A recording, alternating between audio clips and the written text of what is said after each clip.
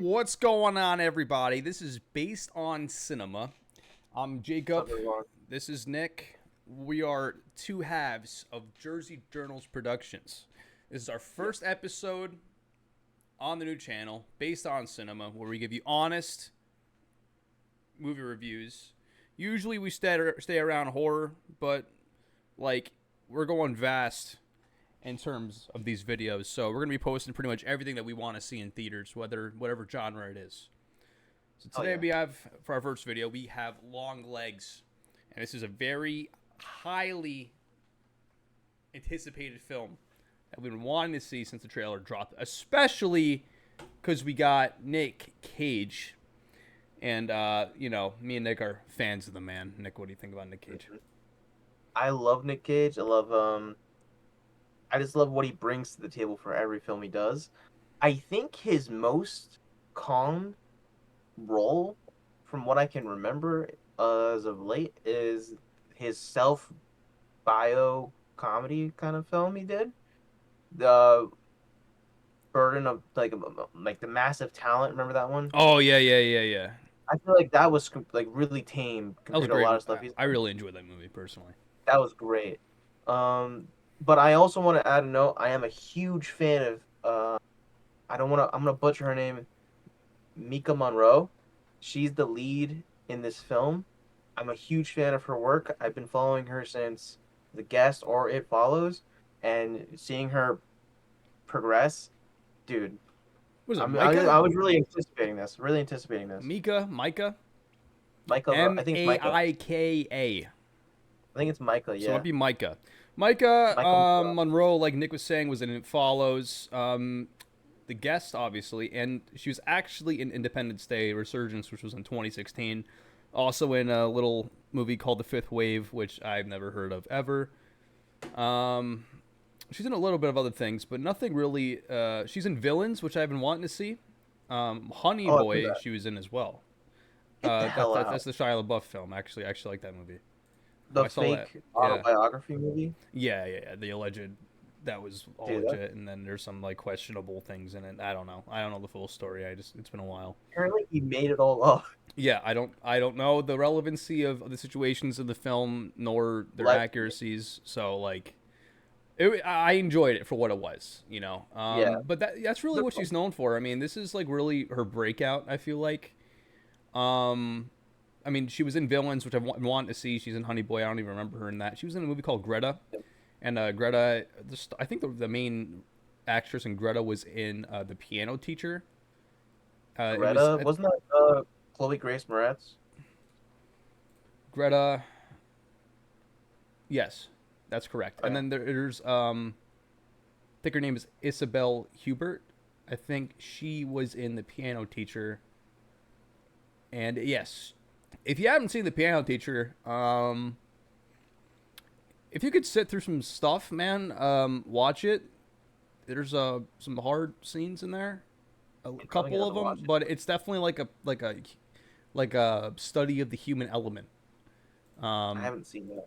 Piano Teacher is definitely should be on everybody's watch list if you're serious about film. It is I a think you're foreign right. film. We do use Letterboxd. We're huge Letterboxd people. Yep. So whatever we need to see a movie, we just put it right on there. So yeah, I think I want to make a list for movies that we've reviewed as well. So let's get into Let's do this. it. So like we were saying, Micah Monroe. That's what she's usually known for. The movie was directed by Oz Perkins. Perkins directed also. Let's see. I could tell you right now. I could tell you right now. Tell me. The pretty little thing in the house. I want to see that. I haven't seen that Greta yet. and Hansel. Greta and Hansel. Blackcoat's daughter. And I think this might be his fourth one. Actually, I Fifth. might be missing one. His Yeah, you're fifth one. missing the Twilight Zone TV series, but like that's that he did one episode off of that. Yeah. Black Oat's Daughter I liked. That was what was that, a spin-off? I mean, that's like a prequel of what? Didn't you say that No, Black Oat's Daughter was like in the same universe as another film? it might be the same universe as this film. Honestly. You said that the Black Oat's Daughter was like a prequel or in the same universe as another film that was also a horror movie, but I can't remember what it was. But I don't know. that's what he's done pretty much. He hasn't done much yet. He did act in a couple of things. Yeah. Um, but that nothing that's worth mentioning really. But you know, this is a real this I would say is also a breakout film for him as well. Um, in I my own would opinion. definitely say this is a breakout film for him. And then we For have Nick fucking Woo Cage, you're peaking. the one and only. Your audio just went gone. Makes sense. Sorry. I didn't lower my levels enough. All right, so Nick Cage. I'm just gonna run through a few movies that he was in. He has 6 upcoming films. This man is making films every single day. Whether he's just in a lot of We could, films recently. He has like a new film every year, or like 2 a he year. does any budget, as long as the characters are interesting, he'll do the film. Yep. So like we could really make a film. Yep. If the character's good, he'll sign on. So apparently, He'll produce the film. yeah, he'll be, yeah. So we have Spider-Man Beyond the Spider-Verse. He's gonna be, he was Spider Noir in the previous, and he's gonna be that again. And he's also playing Spider Noir in a TV series that's in pre-production right now. But some other films that that you've probably seen Nick Cage in. We have Dream Scenario, which is fairly new. He was in The Flash as Superman, and honestly, not a good movie whatsoever. But seeing Nick Cage in the Superman suit was phenomenal. Yeah. And when me and Nick saw that, it was like, that was badass. That was awesome. He was in Pig, Willy's Wonderland. Pig was good. I haven't seen Pig yet. Running with the Devil, Color Out of Space. Obviously, National Treasure. He is Ghost Rider. Yeah, he is Ghost Rider. I used to watch that movie a lot. He was recently asked about Ghost Rider and what he thought about it, and if he's been asked to come back. He's like, no, nothing's been talked about yet. But he did say, he did make comments on the MCU. I don't remember what those were, but he did say that he overall really does love the character of Ghost Rider. It's That's a good. very interesting character because of it's a character and it's with the spirit of vengeance, which is satanic, but he's out here doing good. Like, yeah. He's doing whatever he can to do good. He's like good. an anti-hero almost. Exactly. You got Spirit of Vengeance, obviously. Season of the Witch, Sorcerer's Apprentice, Kick-Ass. I mean, that's Kick-Ass is kind of honestly Kick-Ass might be a classic. And his role in it was great. He was in Knowing, which I saw recently. I mean, the man, he's in World Trade Center. If you know Nick Cage, you know Nick Cage. He is in a lot. Well, I think IMDb is saying that he's been in a total of 120 movies acting. 120 movies. So if you made a movie every year, but obviously that's just, there's probably some shorts in there. But, the man's a legend. And, he's a guilty pleasure, but he's also, I will always be honest about Nick Cage. We have Blair Underwood, which is, he plays a supportive role as the head detective. I'm assuming, I'm just going to call him the chief. But he's in Agent Carter. He's like the top of the division, I think. Yeah, he's like the supervisor. Yeah, he's got a couple movies coming up. Some movies that he's been in. Got Bad Hair, Dear White People, Elizabeth, Three Women. Let's see what else we got here. Agent of S.H.I.E.L.D. He was in the TV series. He was in a Superman TV miniseries, Superman of Tokyo. That animation looks very interesting. But he's been in a few things that have been notable, but some shorts. But I really don't know too much of his work. I haven't really seen him. He looks familiar when I first saw him on screen. But yeah, I got the same thing. I'm like, I'm not familiar with your game, but I respect it. I agree. So Longlegs, in pursuit of a serial killer, an FBI agent uncovers a series of occult clues that she must solve to end his terrifying killing spree. I've been waiting for this movie to come out ever since I heard of it, and when I heard that it was somewhat of a horror movie, and it could be debatable, it's technically like a crime movie / thriller / murder mystery / horror. I would definitely mix in murder mystery with thriller, and I think horror kind of comes last for this type of thing, but I think it's still in the horror category. It is. I would say it still counts as a horror, but it's definitely like the latter of the genres. Yeah, it's kind of like a slasher film. Honestly, it's kind of like a slasher film if you want to put it, because like you could put Friday the 13th and Halloween and those movies into the horror category, but they're more of like slasher, right? I Yeah, mean, I would say Longlegs is more of like what's that good? It's definitely more of like a psychological. I think it's psychological because like it's really hard. It's really hard to like really give it a specific genre. that's why I would say it's a thriller more than anything, because psychological horror, it's like, I mean, Because like he's messing with their minds and like it's they're all everyone's got their own theories about what's going on throughout the film. That's the only reason I'm like I think it might be psychological, but I think it is definitely a thriller. I do agree with that. there's a Definitely couple agree of with more that. like, I mean, I'm just looking up on Google real quick, but what pops up first is like Ma, Immaculate, Speaking of Evil, Talk to Me, American Psycho, The First Omen. That's questionable though, because like First Omen's a horror movie. You know, Yeah. Immaculate. I mean, maybe it could be. Maybe it could be actually. I But think First Omen no wait, Immaculate definitely is psychological. Yep. it's not very horror. Silence of the Lambs is technically put in the psychological horror, which I understand. Jacob's Ladder, Mhm. which I love that movie. Jacob's Ladder. That's definitely like a psychological horror, 100%. Gerald's Game, The Shining, The Babadook, Sixth Sense. That makes sense. Probably do make sense. Megan is Missing. I guess you can count that. I hate that movie. Um, Yeah. Megan is Missing is Who- horrible. Don't see it if you haven't. I mean, maybe you should see it just so you can understand the emotions that I'm feeling right now as I talk about it. Yep. But what a bad movie, man. I don't like Megan's Missing. Okay, we're not here to talk about that movie though. Maybe we could talk about that one day. But some good things Let's about talk about long legs, man. Go ahead, Nick. What do you think? yeah.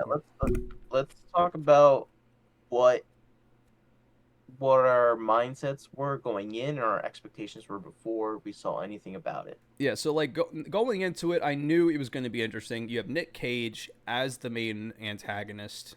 You have satanic imagery in there and a satanic angle going into it, and you have this murder mystery going down. And obviously, Nick Cage character is insinuated as the main guy. And listen, I knew this was going to be at least 3 stars out of 5. I'm going off Letterboxd rating, and perhaps we could develop our own, star name, but Fearless.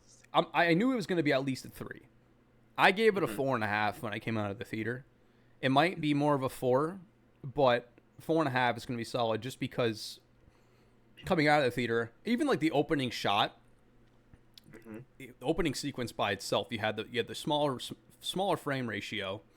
I dug the music, and like some of it in the beginning wasn't even music; it was like guitar sounds. Like I play Yeah. guitar, so there was some like the plug going in, some strings plucking and stuff like that, and the whole first opening scene, I loved the whole Yeah. first opening sequence. I'm like, okay, because I even told my dad, I'm like, this movie is either gonna be like a letdown or it's gonna be really good. This is Mm-hmm. it's gonna be disappointing or it's gonna be really good. I knew from Yeah. the beginning of the movie it was gonna be really good because that opening sequence is memorable. It's really good, and like that little, I It's mean, Nick Cage from the beginning, like I think in totality, this is gonna be one of Nick Cage's best roles like ever, and this is gonna be weird to say, but I've been saying this throughout this video thus far. I think it might be like a breakout film for him in terms of like going down this type of theme of films, mm, playing this more psychological, you know, trauma cycle. induced, like psychotic psychosis characters. Because like Yeah. he's like there was that movie, The Wicker Man. He did like the Mm-hmm. remake of the Wicker Man. I didn't see it, but I know it's bad. It's just I've seen clips and stuff like that, and it's just yeah, and the CGI is bad. But yeah, what do you think? What was your thoughts going in and leaving the theater? Um. So I remember the first image I ever saw for this movie was the family all back to back under the blanket with their legs sticking out, and just seeing the title at the bottom of that image, saying "Long Legs," and just thinking, "Holy shit, what the fuck is this?" And the more I learned about who was in it, what they were gonna be, like, what they were gonna be, leading all the way up till me getting to the theater, I have not been more excited for a horror movie since probably One of the the Halloween movies, reboot maybe. Halloween reboot movies. Yeah, Yeah, yeah. because I'm a huge Halloween fan. Huge Halloween fan. I think Halloween '78 is my number one favorite film ever, which is insane for a lot of people I know. Because other It's a classic, masterclass, man. there's I mean, other mine, yeah, masterclass movies, mine's The but Exorcist in like, terms of like top horror movie. That's my favorite mhm. Exorcist, but Halloween's right there. It's definitely right Dude, there. Halloween's right there. there's something about it. I can never. I don't think anything will ever like top that. But back to Longlegs going in. Um, Michael Monroe, Nick Cage, Osgood Perkins, being familiar with all of their work and everything they've done up until this point, for the most part. I haven't seen every Nicolas Cage movie, but I've seen everything, like a good majority of some older and recent stuff lately. Michael Monroe, I've been watching a lot of her stuff, and Osgood Perkins, I've been a devout follower. I don't know if that's really the best phrasing for it, but I've been just really observant of what he's doing, and I just knew that this movie was going to be something like a beast of its own. Like this is like a little play on words there because what the film is about. Right. Um, and I sat down and literally throughout the film, like throughout the intro, like Jake was saying, I was hooked. And there was even a moment during the film where there was a little old lady who came into the theater to find her seat, and because it was so dark, she couldn't find it. But I was so fucking terrified, and like the dread and the atmosphere of the film was leaking into the seats, into the theater, that I literally was my eyes were like glued to the old lady because I thought she was gonna like pull out some kind of shit and start running and stab me or something like that. And I was like, it was only for like a minute, not even a minute, but it just that whole little moment with that old lady Mm-hmm. just trying to find her seat, unable to, knowing she's probably like a sweet little old lady. I was terrified, and that was because of what this film did to me, and that Right. was like during that whole part that Jacob mentioned. Um, but yeah, I was really excited. I was really hyped and really anticipating this whole film just because everybody in it. I Yeah. always love Oscar Perkins as a director because who he chooses as his DP, his cinematographer, I know you're gonna get a good end result because the Yeah. first film I watched was Black Coat's Daughter, and that was beautifully shot. Right. So I'm gonna yeah, let I Jacob. mean, the good. I mean, that you're pretty much listing the goods that I had for this movie. Like, directing was great. Cinematography was great. Acting was phenomenal, in my opinion. Everybody was on screen. I felt like for the most part did a great job. Um, the mother of Mm-hmm. Micah's character, she was great, and Dude, the way they did her mother, like when she was having those phone calls with her mom over the payphone, and like when she was calling her from home, her mother sounded yeah, like so supportive and comfortable and sweet, and she's like it was comfortable almost to hear them having this realistic conversation. And yeah. every time she called on the phone, it was like, oh, it's her mom. Like it felt really comforting to like hear her, and I, she sounded great on the phone. And you meet her, and it's like, okay, she's a little interesting. She's a hoarder. She's like yeah, isolated, so she definitely has like she feels like she has a lot of weight on her shoulders in some way, shape, there's or something- form. Like you could tell that yeah. something was going on within her. And then she kept asking like, "Did you do your prayers?" And like, and then when she was in the house, you could see like the TV had like a Catholic mass on the TV. It's like, oh, like Mm-hmm. okay, she's a Christian, and there's elements of her that are a little odd, you know. Mm-hmm. As the film progresses, you really do see the mother. Like my sister and my mom have seen a lot of murder mysteries and stuff like that. So my mom and my sister had an idea, and they thought that the mom possibly had something to do with the whole entire spiel. Okay. I didn't catch on, to be honest, until like maybe like right when it was revealed, but like still like I was clueless, to be honest. I'm gonna piggyback off that. I was clueless too, dude. I was like, oh, dude, this is insane. Like, and like in the film, they do certain things that make you think, oh, this is how that's being done. This is how those things are getting where they're getting, and there's no other outside force. It's just that one. It's just this individual is doing this, which leads to this. Right, But like Jacob was saying, when you hear those phone calls, you're like, oh, some normalcy, some. This is the safe place for the character and the audience. We are with the character in this situation. We are a part of that safe interaction. right, No matter how Micah's character was reacting, Mika's character. Oh, I know Micah. Yeah. No matter how she was reacting to her mother, that all those conversations felt safe. And then in the third act, when they pull the rug from underneath you, I was fucking dumbfounded. Yeah. Sorry, I was dumbfounded. I was dumbfounded because I just couldn't believe where we had started and where we had ended Right. for not just uh Micah's character, but like everybody's characters at that point. It just Yeah. threw me through a loop, and like props to Everybody. Osgood because yeah, literally everybody, but Osgood for writing it that well as he did. I've seen a lot of people, um, because I've Because watched a yeah, he couple wrote reviews. and directed it. That's yeah, he wrote and directed it. Yeah, dude. So I watched a couple reviews after I had seen the film because I'm always like, okay, maybe I didn't see or hear something or I didn't notice something that maybe somebody else did, and I can get like a second opinion off. Like I have my own opinion, but I want to hear what they have to say about it. Yeah. So I listened to a couple different people's reviews, and their biggest thing was how, oh, the story wasn't strong, or this was lacking, or that was lacking. I'm like, it's pretty cut and dry. Like Yeah, all around. everything's Yeah. pretty much explained. Like there is There are something like this is elements. There are elements that you have to that they leave you wondering. And honestly, and any horror movie that is good, there's a little bit of mysticism that is left unanswered. You know, exactly. Halloween, he's gone. He's off the ground. Like I shot him 6 times. Was it 6? Yeah, Okay, just making sure. I want, you're good.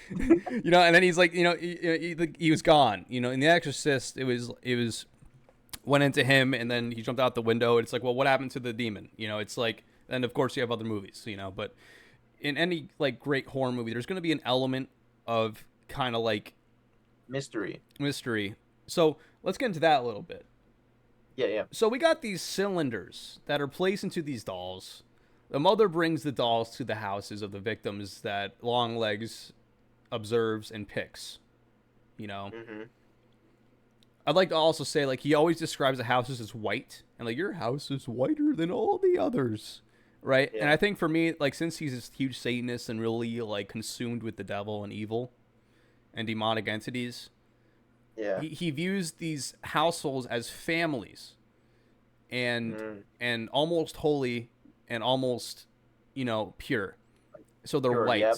white, like when you're Yeah. baptized and when you go to confession, if you're a Christian, you're Mm-hmm. washed clean and your soul is as white as snow, white, white, white, white. There's always going to be that insinuation, and they're a lot in their families. So you have the family unit, which in modern America, let's say it's almost like hindered, and it's kind of decreasing in its relevancy. So there's definitely like a lot of sub little levels going on in the film. Like there's not too many levels, there's not too many layers, but there's some elements like that.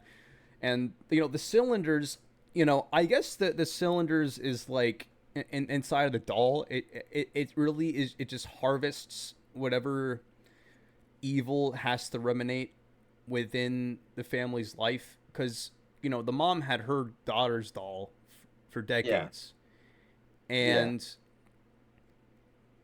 she was like, the daughter wasn't near the doll when she moved away, and like, so it still had a hold over her. And it obviously, there's some things of Nick Cage's character Longlegs and like what he's doing satanically that you can't really put your finger on. Like, he developed these dolls. We saw him making the dolls. They almost look very human like, and almost like there's like real skin on it, but there is real hair on it, which is interesting because if you know anything about witchcraft, hair is a big element when it comes to Mm-hmm. hexing or doing any sort of curses. So Yep. there are elements of that with the doll. So maybe that's why it always has kind of followed her. Because the mom's, I think it was Nick Cage's character, like Longlegs or the mom's character, when they were like, it manipulates you. So the devil slash demon. I mean, they say devil a lot. They never really say Yeah. demon. They always clarify that the devil It's makes cool. the Yeah. daughter remember certain things that it wants you to remember and think certain things that it wants you to think. And Yeah. that's why throughout the movie, you're like, how does she not remember her history with the mom? And the mom, like, there was a scene at the end of the movie when the mom's telling her and like they're in bed together. The mom and Telling her Mike story. is, yeah. She was telling her the story of literally the true honesty of the situation, of what the mom did for the daughter, all the evil. But the daughter has Hmm. no recollection. And I was wondering, like, is the mom explaining this to us? Like, is it just commentary given to us by the director through the mom's voice and narration, or was it the actual like story that she's literally telling her daughter in bed, but the daughter cannot remember because the orb, the sphere, or the devil is making her forget. That was an That interesting happen? thing for me. Does that happen before the final shot, or is that when What she fall like passes out? She has when that she thing passes out is when the orb. that I'm gonna call it commentary the begins. orb. The orb is destroyed. Yeah, when the commentary begins, is that after the orb's destroyed? It's after all that. So I'm gonna agree with you. I think it's the mom telling her that story and then placing her in bed, like in the house, and then like that whole story is all told to her while she's asleep. Well, I think Like it was told to her when she was a kid. Because at she the started beginning, it. of the narration of that commentary, she was with her daughter on the bed, Yeah. and she started telling her the story in bed when she's a kid. So I think she said that when she was a kid in bed as like a story or a bedtime story or something, and then No, because she remembers it after the orb is destroyed. because like I think she started the story as a kid, but then she finished it as an adult. Because how would she tell her about all the families and stuff as a kid if she hadn't done it yet? You know what I mean? Yeah, did she Like mention all like the kind of the chronology? Okay, I yeah, can't she remember mentioned that. like, oh, it would drop off. She would literally talk about all the different families and stuff. And I would keep doing it and keep doing it, and it was for you. Right. All of it was for you, and that was getting like open vibes from that. But for me, hopping like piggybacking off of the orb in the head of the dolls, they like hinted and like kind of like put little like sprinkles of Longlegs being like a really like intense satanic dude, Highly like intuitive and follower, smart. Like, and he put himself like a little bit of himself in the doll. So I'm guessing he used his hair and then would like dye it or something. But at the same time, when the orb is destroyed, you see that black smoke come out. And with Osgood Perkins, black smoke is tied to demonic demons, like demons or the devil or demonic entities. And I think that Longlegs was literally summoning demons into the dolls. right. Because even when the doll was covered by that black cloak that was kind of see through, you saw like That a was different sick. face I than the really doll. liked it when they did that, and I was happy every time they showed that little snippet of the doll with the Yeah. yellow eyes. It gave me like the nun vibes, but it didn't at the same time because you have the nun in like the with like the black like shadow around the nun. Slowly appears. Yeah, slowly appears, and like I always, I if anybody knows me, I think like the nun for me is my least favorite horror movie of all time. Horror Um, movie. my least favorite horror movie Um, of all time. It's the worst horror movie of all time for me. for me, Um, when I saw that face, dude, I got a call back to The Exorcist. so yeah, if anybody knows me, the Nun is the worst horror movie of all time, and it's probably not, but in my opinion and within my head, Nun's the worst horror movie of all time. But I do like I mean, even when the Nun was gonna come out, like we were so hyped for it because like the Nun was such a cool idea that the Conjuring universe brought into play. But yeah, what were But you yeah, like saying? everything, like agreeing with you, everything they did before the Nun movie with the Nun was scary and actually entertaining. The Nun itself, like, what was it Vera Farmiga or no, forgot her name. Vera Farmiga's sister. I can't pronounce her sister's name. She's the lead in it. She plays the nun. The who destroys a nun who destroys the nun. But she did great. She's fine. Oh, she was fine She in did it. a She she did what she delivered a can. she delivered a very entertaining performance. I don't blame her for anything else, and I don't blame her for anything. The film itself, fucking shit. But sorry, I realized you're gonna bleep a lot of that. It's poo poo. But um, Just keep talking. Don't worry about it. but with the doll from Longlegs with the face appearing underneath the cloak that was of the over the sheet, that thin sheet that they had placed over the doll, and you see that demonic face appear. That for me was a callback to The Exorcist when you see the face flashing in and out with the possessed person Mm-hmm. during the exorcism for when they were Right. doing the exorcism. Yeah. That's what it reminded me of. I I mean, was like, holy obviously, shit. the yellow eyes is supposed to signify the evil that's within the doll, Hmm. and imagery was a big thing for this film. Um, Oh yeah, like the black smoke coming out of the orb. I mean, that was obviously signifies a demonic presence or entity, or they keep calling it the devil in the movie, but I think the association with the demon and the devil. I think them clarifying with like one thing, and that being the devil, it actually yeah, helps because if you start intertwining, demons and the devil, and then having more of this lore attributed to it, it can make it more difficult and kind of honestly, it could even be a for little the general repetitive. audience. Yeah, it could be very repetitive as well. Yeah, I agree with you there. You had a lot of like imagery with snakes. I mean, obviously that's just imagery for the devil. I mean, I really don't think it's deeper than that. No, Um, I agree with that. I mean, you had a lot of like she almost had these moments. There were like they had these moments of like flashbacks, and I always wondered if like she could almost see like a psychic. I mean, that was obviously like why. I mean, that was hinted at throughout the film in general. Like, how was she able to know where this house is? Like in one of the beginning scenes of the movie, she goes to the house because they're hunting a guy, a murderer, and she's looking around. Is like, oh, it's that one.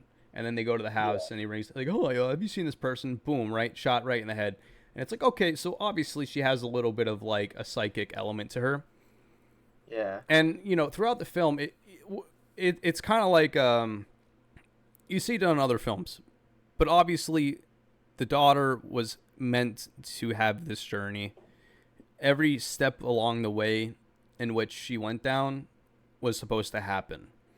yeah, Every element, her tracking him down, him dying at the, in the interrogation room, everything had a purpose to Longlegs' plan, and it could even be argued that it's the evil entity or the devil, whatever you want to call it, that is assisting downstairs. her. Yeah, that is assisting her throughout the entire movie into making her think certain things. Yeah. Oh yeah, I thought it was interesting when after that murder scene in the beginning when her partner is shot and killed. Hmm. When she was in that dark room, she's like, "Where am I? What am I doing here?" And they were like, they gave her that psychological evaluation. I wonder if there's any like kind of like deeper elements to that. I wonder if that's just typical like protocol for somebody who witnesses murder and then witness somebody getting killed on their team like right in front of their face. I wonder if there's like some they just want to make sure I don't she's know. sane. But like I I think also wondered like what if like they like noticed her psychic ability and like were in a sense like recruiting her ability into other yeah, crimes, and that's why she was put onto Longlegs' case. because yeah, that's definitely yeah, you're definitely on it. Because after he was shot, like they have to she has to give a statement, but we don't see that part. But she does the whole test. She gets it right 8 times. She gets it wrong 8 times. Right, And then the guy's like, "How'd you pass it 8 times?" She's like, "I also failed it 8 times." And he's right. like, "So you're," he's like, "What? You're like psychic?" And then she's like, "You could say that," or something like that. And he's like, "Well, we'll just call you highly intuitive." Mm-hmm. And it's like another thing that I want to say is that I saw a lot of people, multiple reviewers and multiple critics, like online saying like, "Oh, they brought it up in the beginning and then it's just dropped away at the end. Like they just get rid of that whole psychic thing throughout the story." I'm like, no, it's throughout the whole story. She has these moments, Yeah, she like does. She has moments like throughout the entire movie. when she discovers how to fucking decrypt, uh, crack the fucking code for his letters. Like you're not gonna chop that up to being a psychic ability. Like she doesn't just go, oh, let me just pull out the Bible. No, she's like, gets like I'm pretty sure she senses something. She's like, oh fuck, wait, hold up, Yeah, and starts going, and then like in the library, she's hearing she's hearing things, things. Yeah, And like that, I genuinely believe whenever she heard something, it was the devil. Because there was a couple scenes where she did hear something, and then you would cut to like the snakes and the like all that stuff, and it'd Yep. be demonic. So I think, like Jacob said, I'm gonna agree with him. I think that she was being strung along the entire time, and on top of the psych thing, I think I like one of the things that wasn't answered for me, but I'm now kind of like I don't know if that was an unknown thing or if it's something that's kind of like maybe it is answered. I'm not sure. It's 50-50 for me now. Was the reason she had these abilities tied to her oppression from the demon inside of her doll, which is technically tied to her? Yeah, like I think the only reason why she has those abilities is because of the ties of the doll. She's hearing That's certain things, and I think her hearing certain things is the demonic uh, entities attachment. surrounding her. You Yeah, know, that's what I think. I Um, agree with that. I agree with yeah, that. that just makes the most sense to me. I mean, And like it bothers me because you see all these people who are like tearing into the film for like story plot holes, and it's like it's literally in the film. When the little everything is pretty girl, much like it's out chronological. right Like there. it's out right there. Yeah. It's like when like with for the doll thing, like I think the psychic thing came from her psychic powers or abilities or lack of to some. It came from the doll, from the demon, from Longlegs, from the man downstairs, and I feel like um a good reason to point that out and that could be validated is because at the end of the film when the little girl gets her doll, Carter, her partner, her supervisor's Yeah, yeah. daughter The gets daughter. her doll, she's in a fucking trance. Yeah, yeah. Her parents are literally committing murder and getting murdered, And she's hugging it. and It's she just doesn't yeah, blink an eye. right. So I'm thinking it's an oppression or it's an attachment or something that in that and in the film they say that the demon inside the doll speaks to people and tells them to do things, which is how the murders are happening. Yes. And even the coroner, when he was like just tearing the doll apart and like looking through it, he's like, "Yeah, last night I could have swore I was saying me and my wife's names." And I was like, and but he did not want to cut open the ball, the spear. He didn't want to touch it. He's like, "There's no point. Mm-hmm. There's nothing in it." That's interesting. And I was over here the whole time. I'm over here like, Yeah.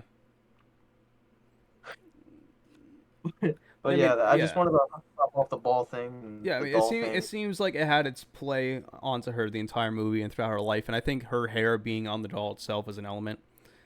Hmm. And that's the question too. Like, you had all these victims. How did he get all their hair? If each doll was made with their hair.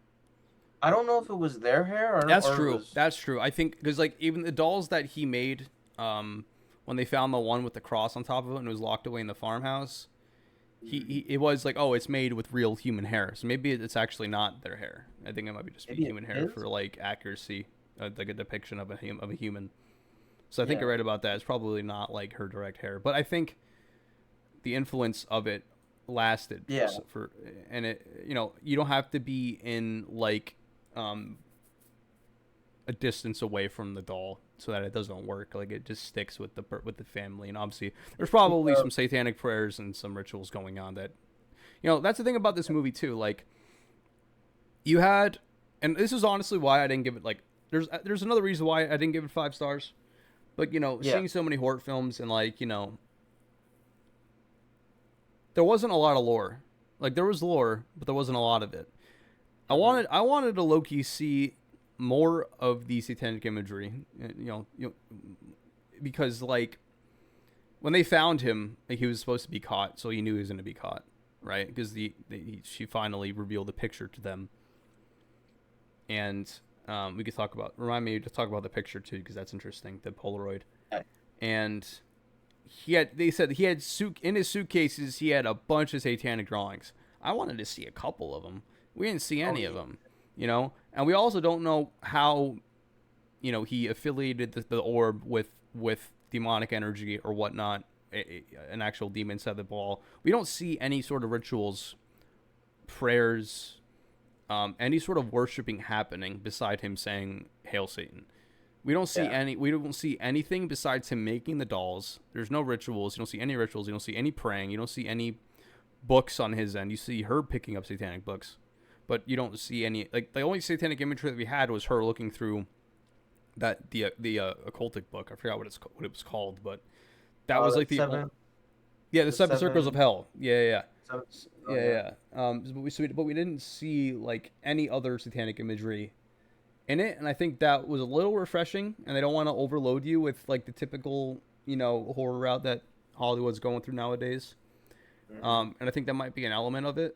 But for me, like I honestly wish I could have that was an element of Nicolas Cage's Longlegs performance, that because like his performance carried everything in terms of that whole background noir vignette of like who he is and what he Yeah.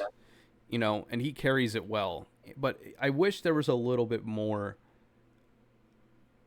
may I say, just satanic imagery for like whether it's the drawings that he had in his suitcase, the many amounts of them which they claimed that he Yeah. had, stuff in the basement. We don't really see much. We get like a very small glimpse into his world, and like I think it's for good reason, but at the same time I do agree with you, and I was expecting to see like at least one scene of him, like I don't know, blasting some kind of like 70s rock or 70s metal, and him You don't need it, doing bro. some He was shit, singing it doing himself. some shit, like doing something to the doll, to the sphere in the doll's head or something Yeah, like yeah. that. The only the only little thing of a ritual I could say, and it's not even a ritual, is when he's talking to the doll and he's like, "You're not afraid of the dark because you are the dark," and he puts Yeah, the yeah, yeah. And then like like that's the there was the one scene as well when he kisses the doll on the forehead. Remember that in the workshop? Yeah, like yeah, yeah, yeah, yeah. yeah. So I yeah, feel like like that's the only hints of ritual we got in that. right. And like I'm cool, like I get it. We've been really like oversaturated with like ritual murders and ritual stuff. You got the devil in Ohio, you Satanic got under the imagery and all banner, that stuff under the banner of heaven, like a lot of stuff like that lately going on. So I get for a like while. not showing it. Yeah, I get us not seeing it and kind of it being like okay, like it's kind of like him saying you already know what the fuck's going on. Like we don't have to show you because you already know. Yeah, You get it. they're already telling us there's satanic stuff going on in the first place. Yeah, So, and exactly. it's It's like you. insinuated when she pulls out like when there's a revelation. She talks about the Book of Revelation. And I loved that scene, and Dude. it gave me a half star when she was like when the woman, one of the woman detectives, is like on the Book of Revelations, and she's like it's Revelation singular, and I was like yes, because every single damn movie that I see, horror or not, they always say Revelations, and Mhm. coming from being a Christian myself, it's never called Revelation, and that was like a huge plus in my book, and I think like Oz Perkins did a great job. Like no, it seemed like he knew what the hell he was talking about, and he kind of put that in the film. Like I said, there's not too much to go on in terms of like That was his fuck what you you to everyone said. yeah, like Like, there's not a lot you could track down in terms of like accuracy with the dolls, and like it's his own story with its own lore, and they don't mhm. explain too much like we mentioned, but like that was a big win for me, just him saying that. No, I like that too. Like just hearing like this soft, quiet, and like very introverted character just go. Actually, no, it's Revelation. It's not. It's no S. I Right. was like, okay, all right. Yeah. She played her What character so well. dude, so that's another thing, dude. People have been saying like, "Oh, her character wasn't interesting, wasn't good." Like even Mike from We Watched the Movie. Shout out to you, Mike and Jay. I love you guys. But if you guys ever see this, um, like even Mike was like, "Yeah, her character wasn't that interesting. She's kind of just not doing anything. She's not really interesting. Not really doing like much." And I'm over here like, paraphrasing. Um, I'm over here like, dude, she acted the fudge out of that role. Like I've seen a lot of her stuff.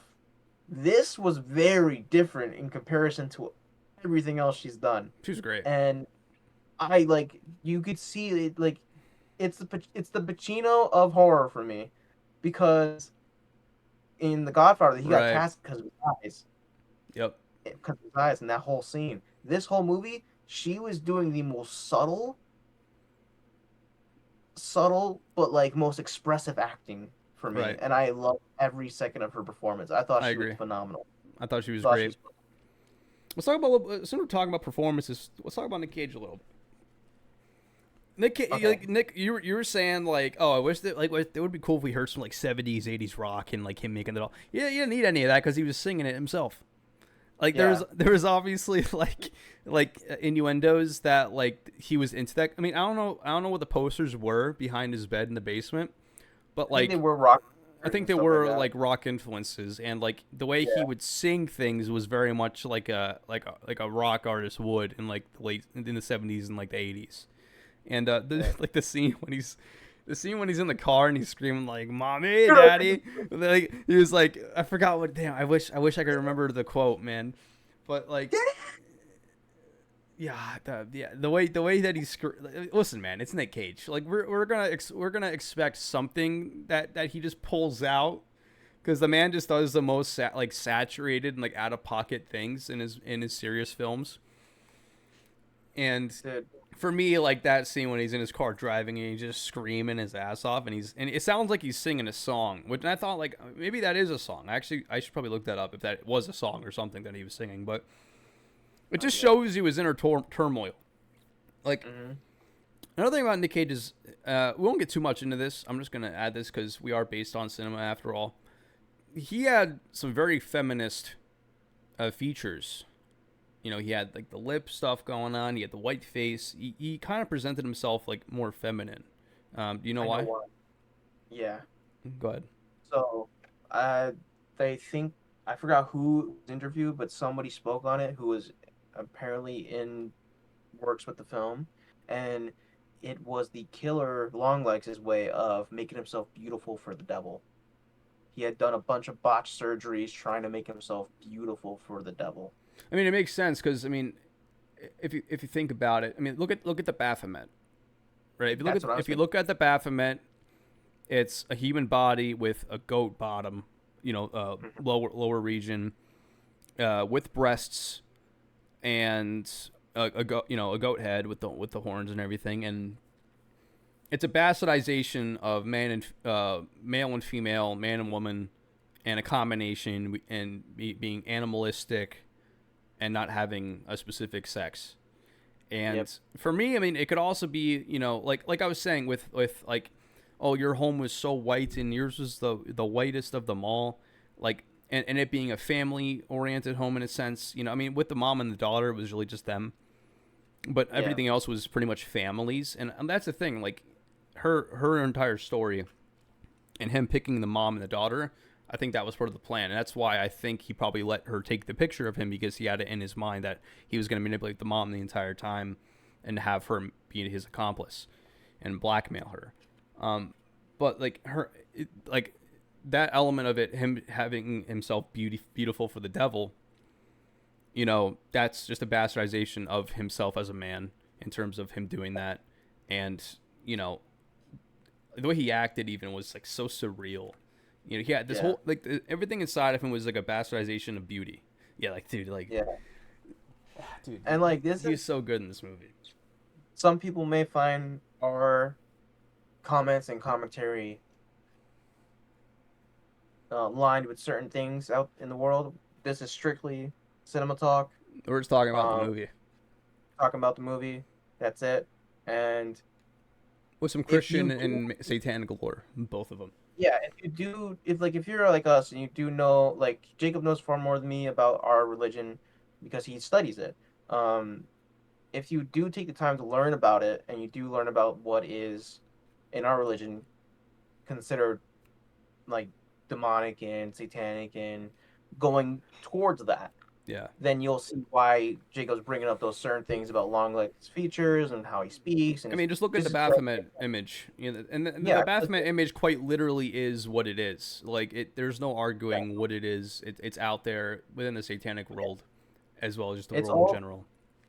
like all of it ties together. It's all like all of this is Linear. connected. Yeah, It's all linear. Yeah, like none of this is just like reaching, grabbing things and putting it onto the yeah. film.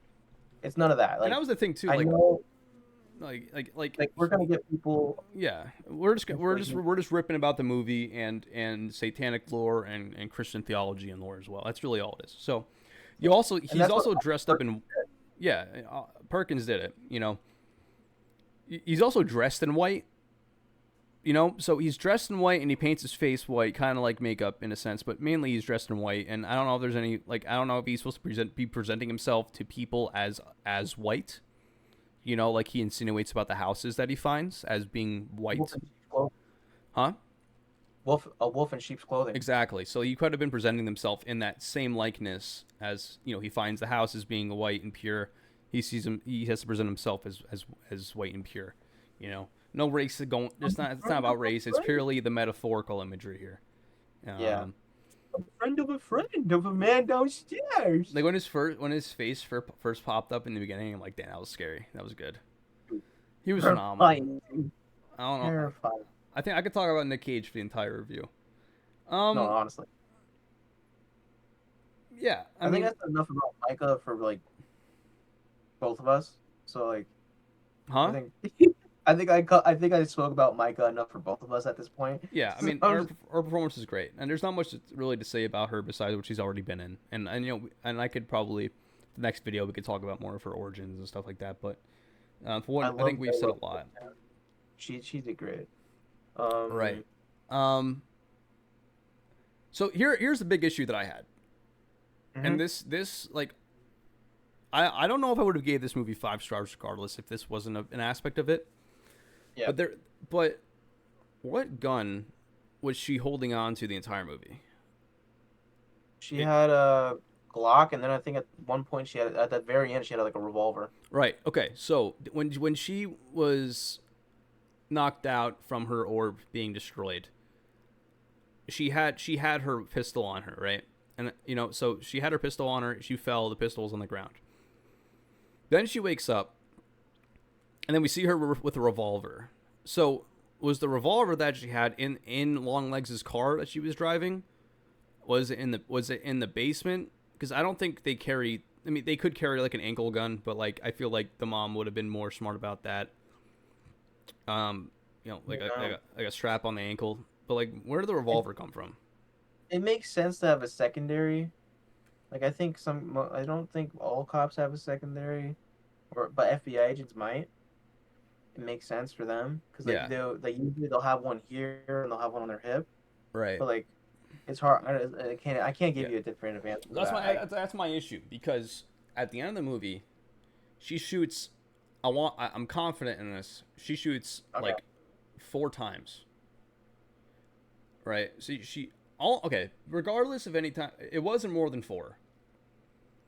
She shoots him. She shoots the mom once. She shoots him 2-3 times. Yeah. Right. And the mom's already dead at that point in the kitchen. Yeah. So why did the gun click when she went to go shoot the head of the doll? How is the revolver empty when a revolver holds 5 or 6 shots?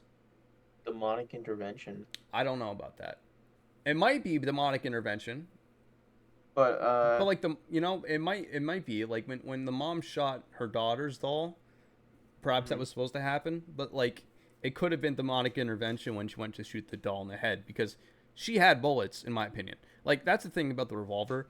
If the revolver is found in the car, Longlegs could have used the revolver and didn't reload it. Yeah. I mean, it seems like the car's older. He's older. He could have had it in there for a while, and she found it. But I don't remember seeing her finding it. I don't remember that. I don't remember seeing her find it either. And that's what, fuck, dude. That's why when you have revolvers in a film, you gotta get a shot of how many. That's why they do it in so many films. You see them look at how much is in the gun and they put it up. That's why it's so important with revolvers that you get that kind of a shot. Because if not, you're gonna be like, oh wait, dude, you still have 2 or 3 more shots. Come on. Yeah, exactly. So the one that's 2 things. We don't know how much ammo was in it. We don't know where it came from, but I feel like if we rewatch it, we'll probably see her pull it from somewhere. And maybe we missed it. I do want to see it one more time in theaters, Loki. I want to go again. I just got paid, so I might go again. I might go again today. Yeah, we're going at night. It was that good of a movie. I saw it during the day, and when I came out, when I was going to see it, there was lightning in the sky, and when I came out, it was pouring hard. Yeah. So for me, since you started with your ands and bads and stuff, I'm gonna go for me. I'm gonna piggyback off yours and go into mine. Go ahead. So for me, one of the things that bothered me aside from now the gun is the unanswered questions regarding the soul of Agent Lee. What truly happens to Agent Lee and Carter's daughter? We were told by the mother, "I'm doing this for you so we don't burn and twist and Yeah, yeah, get yeah. tortured in hell." So her mom is essentially insinuating both their souls are in this deal that she made with the devil. Mm-hmm. And if I they mean, yeah, if they interrupt the killings, then they both go to hell no matter what. yeah. I think But it. Yeah, like at the end, we don't see the mom dies, the father dies, the mom's dead. Um, Lee's mom's died, and the Carter's wife is dead. Carter dies, be more specific, and then his daughter and Lee are left. And then and her gun, she can't. She's no more bullets. The doll's still there, still evil, still demon, still the devil. Um, what happens to them at that point? Do yeah. they does the cycle continue now? Does Micah do what her mother did? Does Agent Or the Lee Agent Lee's daughter, probably. does Agent Lee do what her mom did and continue this Yeah, I whole think thing? Micah's role's done. You Micah, think she's like I think she's her role's done you think because because her like ball was destroyed and like her her role mom in it you're was free, finished. you're free. Yeah, like Yeah. I think the whole thing with her mom and her saying that, I think that it was manipulation by Nick Cage's character Longlegs. I think it was Mm. manipulation that he told her things that were probably not true. Like Deceiving her. if you make deals with the devil, you're making a deal with the devil. Yeah. Like you're, I mean, there's always that like insinuation that like people who make deals with the devil who are working on the side of the devil at least, you know, Mm. like who are working for the devil, that they'll have more of a sanctuary in hell. And I don't listen, man. There's a reason why they call the devil the greatest deceiver. You know, Yep. like they he uses who he uses, and they carry out his deeds willingly. A lot of times, sometimes unwillingly. I mean, there's things in our life that we do that's Yep. part of the devil's plan. But I don't know if I mean I think the mom just goes to hell no matter what. I think the daughter's fine because she was manipulated her whole life. You know, Mm. when it comes to the agent's family, you know, her superior, they were also manipulated. You know, I think there has to be discernment that has to be attributed to like Yeah. what happens in the film. And I think like the families who are the victims, you know, I think their souls are probably fine if they were fine before they got manipulated. You know, we really don't know how it's insinuated in the movie, nor do we know anything about the afterlife really. But Yeah. I think their souls are probably chilling because they were like manipulated pretty much. Yeah, they were manipulated by the doll itself. And the mom was manipulated by Longlegs and the devil, and Yeah. I think he just told her Her mom straight up pulled out a knife, like a big knife. like a satanic dagger, the twisty Oh yeah, satanic dagger, and then she's like, I think she screamed "Hail Satan," and then she went to go kill her daughter. yep, yep, She's like, "Don't call me your mother," or sort of shit yeah, like yeah, that. Dude, I was fucked up during that, and she's like, yeah. Just I was like, one "Oh, shot her, one what tapped the her. fuck?" Tapped her. Yeah. But What else? yeah, that left me kind of like, holy shit. And aside from that, let me see. So that was my biggest thing. I was like, I just want to know what happens to Aiden. I think Lee, like you said, Lee should be fine because her orb got destroyed. Carter's daughter, to be To be determined. to be determined. And then I mentioned originally my question was the Lee's psychic abilities tied to the demonic oppression initially brought in by the doll. We agree it's probably that. She got her psychic abilities from the doll and the oppression of the devil around her consistently. And my other question was, once the doll was destroyed, did that save her? Which her mom basically kind of confirmed, saying, "You're free now." Shoots the fucking head off. That's yeah, But perhaps. I do love Lee's development as a character from the beginning to the end. She's initially kind of the same, Mm-hmm. but Yeah. at the end you could see she's more comfortable in her own skin after the doll's head has been exploded and Yeah, everything she's like back that. to her like normal self. She doesn't just awkwardly walk up to the door like she like for every other situation that's been like intense, she's been like Right. but at the end, when she gets to the house, Carter's house, she's fucking like She's like screaming in the car like he was. She's You know? she's un free. She's unleashed. She's been Yeah, yeah, reborn. yeah. I agree. So, most rewatchable scene. I think for me, it's the beginning. Beginning. Yeah, that whole like intro into the title of the movie. For me, That is really that's the most memorizing. That's what sticks in my mind the most, like out of the entire film. Like other than that, it's probably Nick Cage in the car like scream singing. yeah. I could I watch think that every day. fuck, dude, that's Could tough. Nick Because Nick Cage. Nick Cage, great. It No, had to be no. either the beginning and that whole entire thing, or just him in the car screaming, singing. I think for me, my most rewatchable scene would probably be the interrogation scene because you get two great performances That's from true. both. No, that's true. That's true. Yeah, Like it's I love the yeah. beginning as well because it just fucking catches you off guard with that slam cut, like that smash cut intro, just straight to the fucking. Title. But yeah, but I think I'm gonna have to go with most rewatchable, probably the interrogation because it's so chilling. That's a good. Yeah, It's so that's a good pick. it scared the shit out of I me. mean, the scene when he's in the shop too, and he's doing that, and he's like trying to talk to the clerk, and he's like,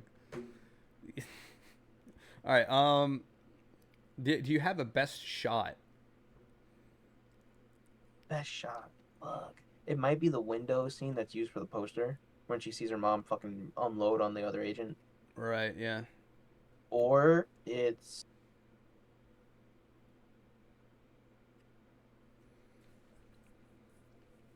let me think.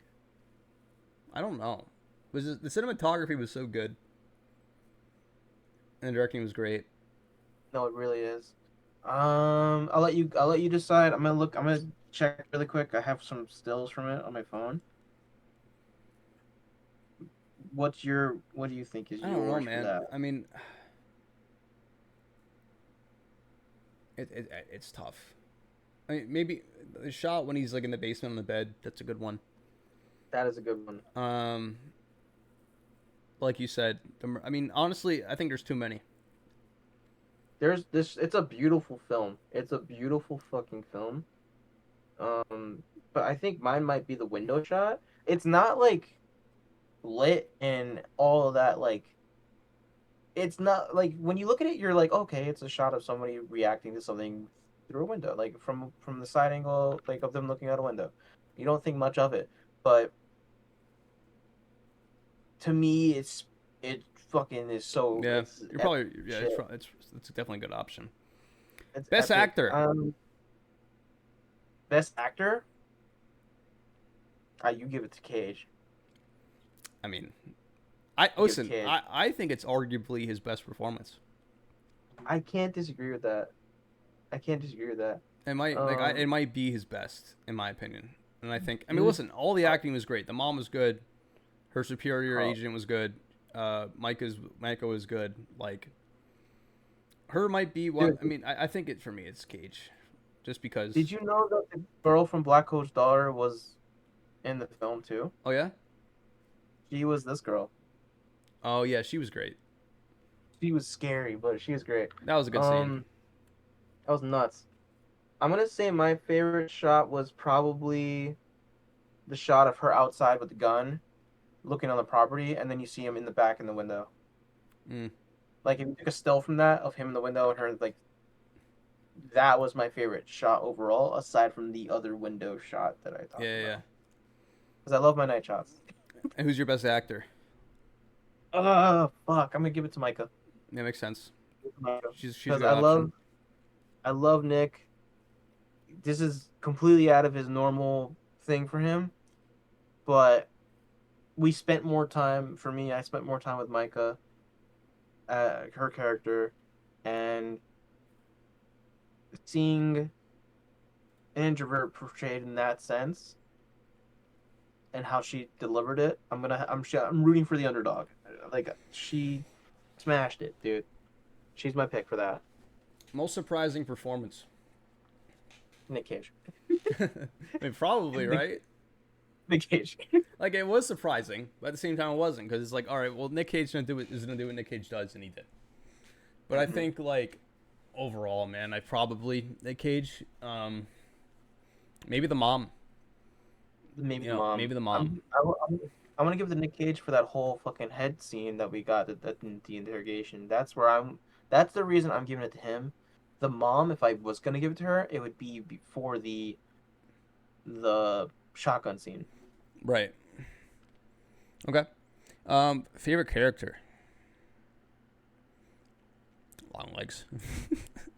Long legs. I mean, Funny guy. yeah, Alright. I'm pretty much going like all in the cage down the list. Probably that's just Favorite me. character. Damn, dude, because like I've been like raving about Micah's character, but at the same time, like she's not my favorite. Hmm. Like I love the character, I love the performance, but she's not my It's favorite hard character. because literally all the characters in the movie are very solid and I give executed it to her well. supervisor, Huh? Carter. Carter, Yeah. because like it's not because of what he did or had done. It's because of who he was as a character. He was the normal dude in an insane situation trying to make sense of it. True. And he was good. He was always interesting to watch. He was. It wasn't like he Yeah. was just her superior, floating in and out, being like hard fisted. Like he was interesting. Like he took her out for He, drinks. He got he a little was a too part of. drunk. Like he cared He was for in her. there. He actually cared for her. He was All like a right. missing father figure to a Yeah, degree, yeah, or like an uncle. yeah. Pretty much. Like and there was also a scene when she's like in the room. Micah's character, she's in the room with his daughter, Yeah. and that whole interaction was like awkwardly great. Like it's like Yeah. can she come to my birthday party? She's like, I'll be there. But like her whole performance, like that scene was also very good. It's like Yeah. So favorite scene. I'll be there. Favorite scene is that like the interrogation for you? I think my favorite scene. Fuck, dude. Yeah, it might have to be that, or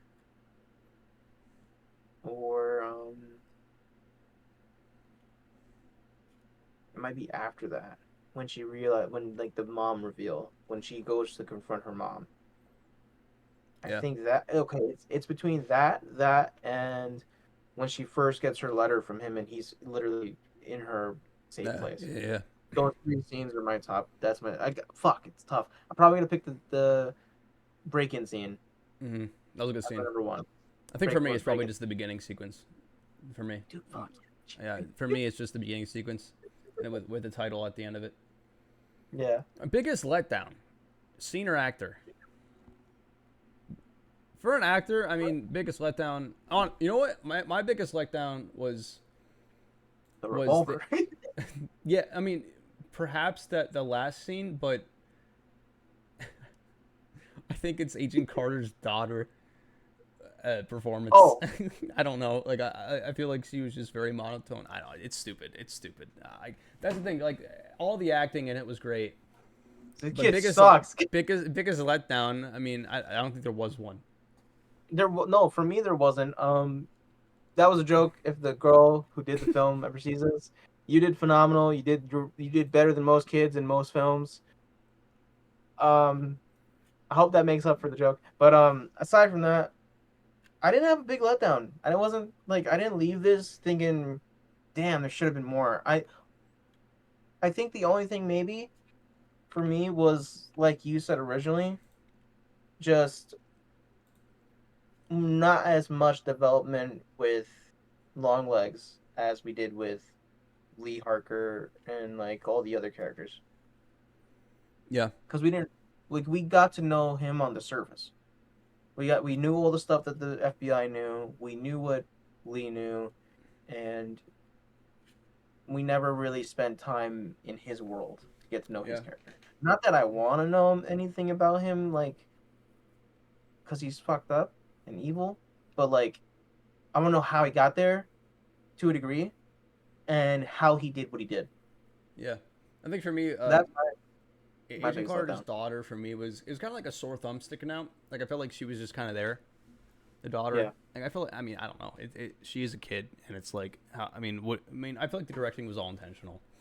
All the directing was intentional. So like for her to be like very subdued and like laid back, it's part of it. Yeah. For me, it just kind of stuck out. She kind So of reminded like, me of Natalie. here's a good question.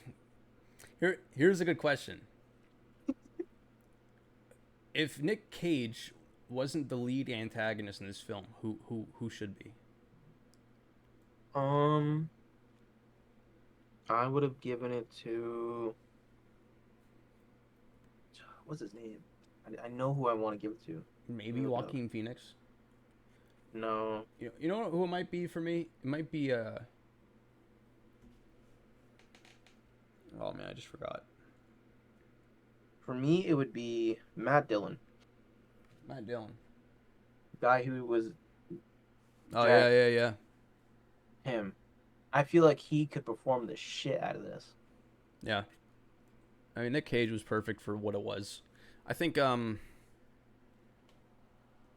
good one could have been Steve Buscemi. Steve Buscemi. I just forgot his name. I just forgot his face and his name again. Eddie Murphy. Eddie Murphy. Um, no, but the guy who was in what's that movie? It's the movie No Country for Old Men. Oh yeah. Antonio or something like that. Yeah. Like I feel like he could have played that role. Let me see. Tommy Lee Jones. No. No, I'm sorry, Xavier Bardem. Yep. I feel Javier like Bardem. Bardem, yeah. So I think, I mean, he could have done a good job. I feel like, I mean, I think he was. I think his performance was evaluated by legitimate psychiatrists and psychologists, and they said that he was the closest to an actual psychopath. Oh I yeah. think, That yeah, actually came out. I think there was if there was anybody who they could distort their face like they did with Nick Cage, I feel like it's him. And if there was anybody who can manifest that sort of character, it could have been him. Like honestly, I think if he, I feel like if Javier Bardem, which I think is the proper pronunciation, I could be wrong, but Javier. Yep. Forgive my butchering of his name previously. I feel like if he was in this movie, it would be right up there with No Country for Old Men, in terms of like his performance. Yeah. Yeah, I mean it could have been better. I mean No Country for Old Men's a classic. It's amazing. Yeah. All right. What would you I think what's up? rank it? Okay, so we're gonna go into a little bit of ranking right now. So this is the first video we're doing. We have a little tier list situation going on. So we have a tier list for horror movies. We have a tier list for any other movie that's not horror. Our tier list for horror, we have bottom tier, Salt and Burn It. If anybody knows Supernatural, you get it. That's the lowest. Next is Straight to the Grave. Next is So Bad It's Good. You just have those horror movies that are so bad it's good, and you enjoy watching it. Next is Put It on a Shirt. I mean, that Winnie the Pooh movie that came out this year, I would put that on a shirt and I would wear that shirt, personally. Yeah. Next is Scarred for Life. And next is Therapy Required. And the other tier list, like, honestly, it's tough for this type of movie. Because this could go on both tier lists. And the reason being is because the second best tier on the casual tier list is Play It Again. And when I was walking out of that theater, I wanted them to play it again. One more time. Yeah, one more time. I would have watched that movie back to back if I could have. So, yeah. And that element, Scarred for Life, is it for me. It's the second best tier for this horror movie. Therapy Required doesn't give it to me. It doesn't. But I think, I mean, that this movie could scar you for life if like like Nick Cage's character by himself. I mean, his face, his performance, him screaming in the car, that could be ingrained into your brain for a long time. I would say I agree with the ranking. If required therapy, this could have met that, but it didn't. Not saying it's not that level. But I think it's below that. I think it is below it. There's certain things I feel like it could have done, or it could have needed to be that. But it's perfectly it's perfect the way it is. It belongs where we're putting it for our tier list. It's the second highest ranking. Yep. And I feel like it just fits there perfectly. I'd give Black Coat's Daughter requires therapy. Wow. Because that fucked me up for a while. Like, that movie is dark. Like it's not as dark as this I one. watched it once. I don't remember it too well, but I do remember the end scenes for sure. When It like just when stuff really hits the fan, I remember it's that for just sure. slow burn. It's a It slow is. burn that fucks you up. Yeah, we're gonna have to talk But about that because I know in Black Road's Daughter, you had once told me that it had a non-direct association with another film. If I can remember it, then I'll remember it and I'll let you know. But I can't remember it right now. yeah, But Scarred for Life is definitely on it, and yeah, that's it, man. This is the episode for Longlegs. I'm giving yeah. it. I'm giving it a 4.5 out of 5, and that is a little bit biased. Like it probably, honestly, like I even went back and gave it a 4, and then I went back after that and gave it back. I put it back to 4.5 out of 5. I just, it's refreshing. It's Nick Cage, and there's elements to it in which like is very memorable, and you could easily go back and watch it again. In my opinion, it just had like I'm gonna buy it on 4K.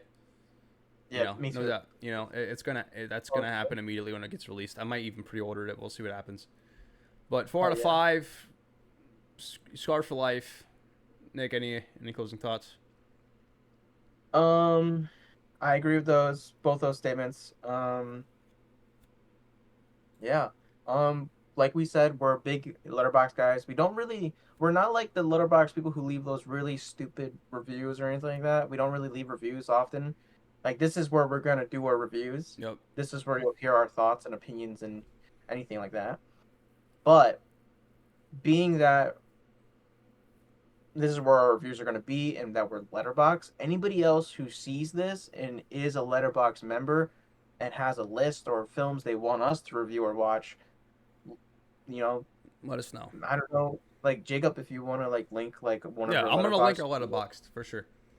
then we'll like you send us those, or I don't know how it works with letterbox actually because I've never done that, but like if you guys have anything you want us to Put it in the watch or a list comments. or anything, Put it in the like comments. drop in the comments, send us like add our link or add us on letterbox, and like we'll maybe eventually we'll start doing like private member only stuff like that, Yep.